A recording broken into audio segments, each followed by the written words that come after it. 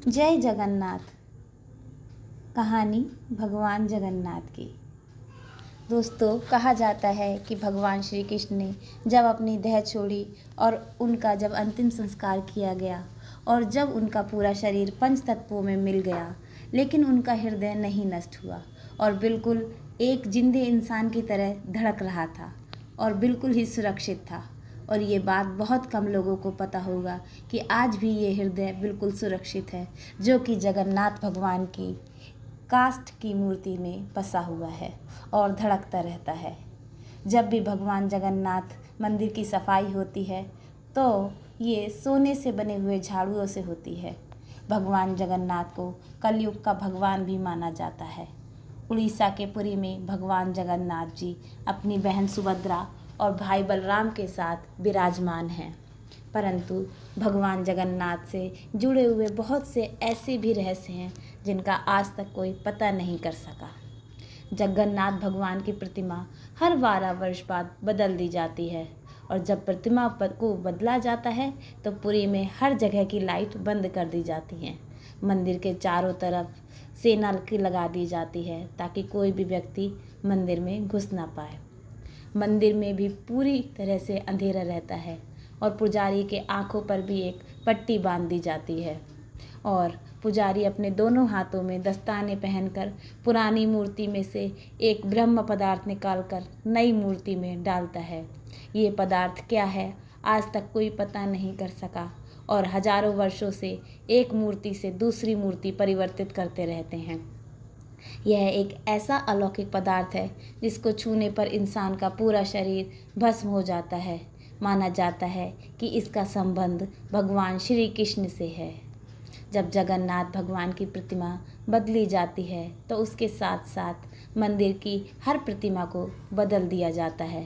प्रतिमा तभी बदली जाती हैं जब आषाढ़ के 2 महीने आते हैं। वैसे ऐसा 12 से 14 सालों में एक बार होता है।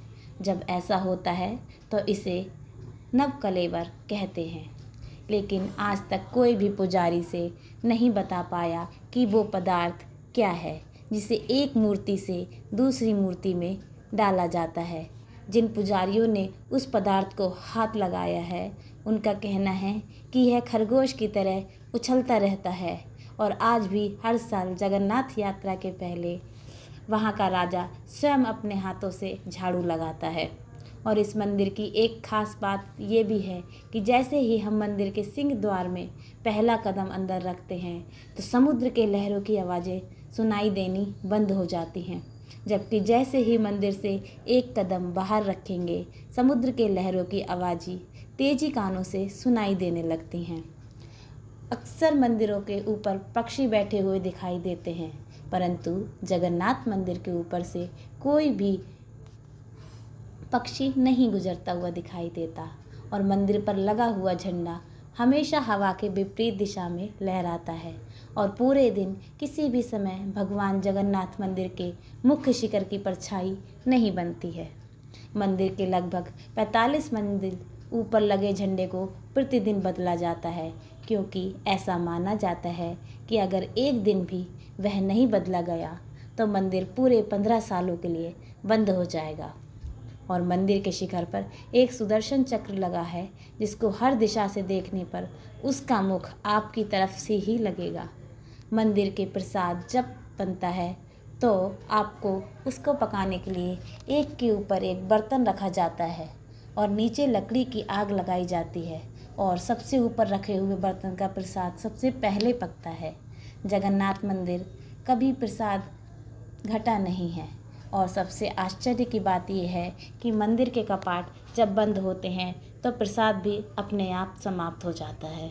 जय जगन्नाथ। दोस्तों, तो अगर आपको ये कहानी अच्छी लगी हो, जगन्नाथ मंदिर के विषय में और भी आप जानकारी जानना चाहते हैं, आप भी धार्मिक विचारों से जुड़े हुए हैं, ऐसे ही धार्मिक ग्रंथों के बारे में जानने के लिए चैनल से जुड़ें। चैनल को लाइक शेयर सब्सक्राइब करें और कमेंट में जय जगन्नाथ ज़रूर लिखें।